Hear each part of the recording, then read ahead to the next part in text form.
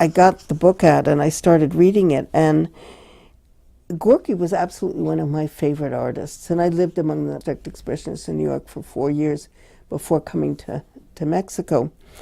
I never knew him. I mean, he died before I got to New York.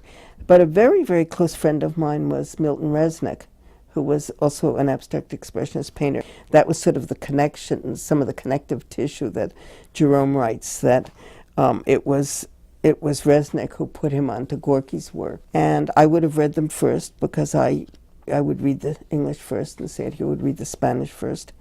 You know, I know that do remember the feeling of excitement when, and knowing that this had to be a book, that it couldn't be just sort of lost in the pages of the magazine. And then we were great plagiarizers in those years. We had absolutely no idea that there was such a thing as copyright, and you know, if you wanted to use some beautiful image like this, you were supposed to ask the estate or whoever or the museum.